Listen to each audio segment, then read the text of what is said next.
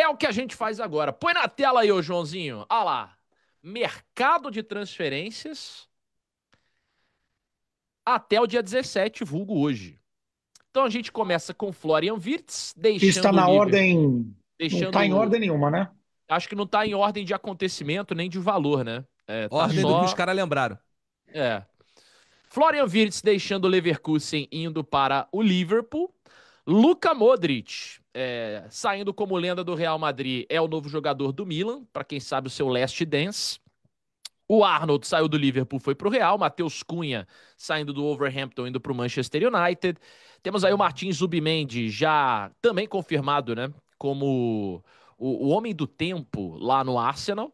João Pedro no Chelsea, Hausen no Real Madrid, Estevão no Chelsea, Carreiras no Real Madrid. O Frimpong é outro que deixa o Bayer Leverkusen para o Liverpool. Jonathan David na Juventus. Cherki no Manchester City. Jonathan tá no Bayern de Munique. O Kevin De Bruyne indo para o Napoli, o atual campeão italiano. Thiago Almada indo para o Atlético de Madrid. O Reinders no City. O Kerkez também no Liverpool. E o Mastantuano no Real Madrid, saindo do River Plate, o jovem de 17 anos. Então, senhores e senhora, o que dá pra gente ver aqui, bem didático e ilustradinho, é que os times que mais investiram aí em número e em grana foram Liverpool e Real Madrid, né? Que fizeram É que tem, contratações tem mais algumas faltando aí impactantes. do Chelsea, né? Tem algumas É, altas. tipo, O Final Gittens, Gittens. tô esquecendo de alguém.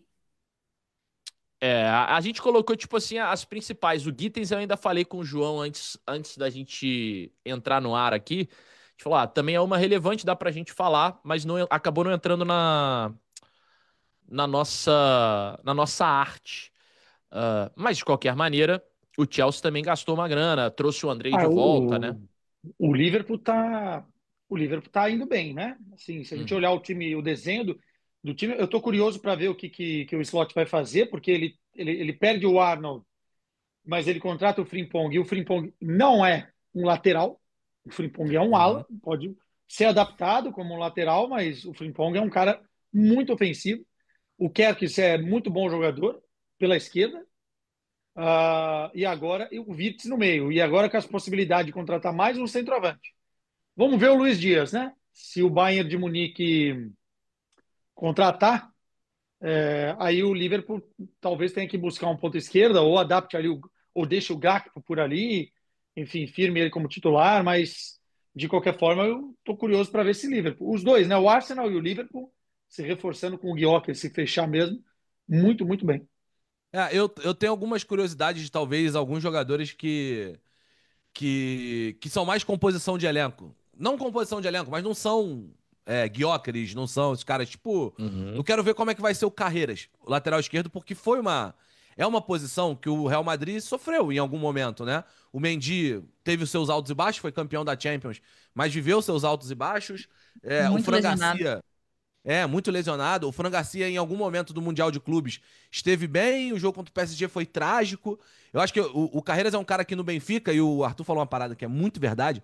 O Benfica tem uma grife, né? Ao redor dele, que também amplifica alguns jogadores. Então vamos ver como é que vai ser a chegada dele ao Real Madrid. E fato é também que, por exemplo, o João Pedro já entregou, né? Acho que de todas essas contratações que a gente citou, da nossa possante arte de João Vereza, acho que de todas elas, a única que você fala, cara, esse aqui já entregou um negócio que vai ficar marcado na história do clube.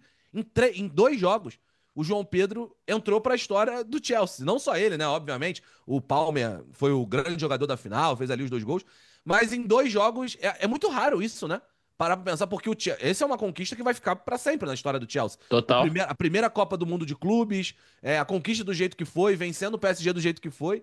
É muito raro Quando a gente fala, essa contratação deu retorno imediato. Mas do nível do João Pedro, quantas deram? Um título histórico, pô, do jeito que foi, e isso é maneiro de ver, né? E maneiro ver um brasileiro que vai se colocar cada vez mais na condição de seleção brasileira. Então, essa que é uma que mais chama atenção nesse início também. Ô, Gi, qual foi a melhor contratação dessas que a gente mostrou aí, na tua opinião, hein? Ah, pra mim, sem dúvidas, o Wirtz. Acho que é um jogador que vai entregar demais no Liverpool, um jogador de mobilidade, excelente visão de jogo, pode fazer várias posições e, na minha opinião, vai dar uma dupla perfeita com o Salah. Então, acho que a janela do Chelsea é melhor e olho nesse Chelsea, viu? Se for um time de consistência e continuar com o que a gente viu, principalmente na final ali da Copa do Mundo de Clubes, olho no Chelsea. Acredito que o Estevão vai ter que remar um pouquinho para conseguir um espaço. Se repetir as atuações, muitas das atuações que nós vimos ali na reta final do Palmeiras, acho que vai ser complicado para ele, mas sabemos do potencial que o Estevão pode atingir. E esse Chelsea, na minha opinião, fez uma janela de jogadores que podem atingir um alto nível que nós ainda não vimos. Acho que o Gittens é um cara que também pode se desenvolver mais. Quer ver um negócio que eu percebi? Bota na tela aí de novo, Joãozinho, a arte das transferências, cara. Porque tem um bagulho aí que é quase que um sintoma pra gente olhar. Olha os times de Série A. Série A italiana, tá? Eles só contrataram veteranos, ó. O Na verdade, Modric, o De Bruyne, o Jonathan David, beleza, né? A Juventus precisava de alguém ali pro Colomoni, que tá, pô, não ia ficar e tal, o Vlahovic não foi. Então veio o Jonathan David, acho ótimo. Mas de resto, os times do futebol italiano não estão fazendo grandes contratações, né? Ou pelo menos contratações de impacto, ou contratações caras. O poder de investimento é muito inferior, né, Otávio? A gente pega. Você vai olhando as cifras que a gente fala na Premier League, elas são. A gente tá aqui falando de. Ah, o Ekitike não vale 80 milhões de euros. Acho Uhum. que talvez 60 milhões de euros faria mais sentido pro Liverpool pagar. O... A gente fala que não, o Isaac, o Newcastle pediu 120 milhões de euros. O Chesco, eu citei aqui, né? Pô, pagar 100 milhões no Chesco pode fazer, mas, cara, quantos times. Na Itália ninguém faz esse movimento. É impossível Aham. fazer.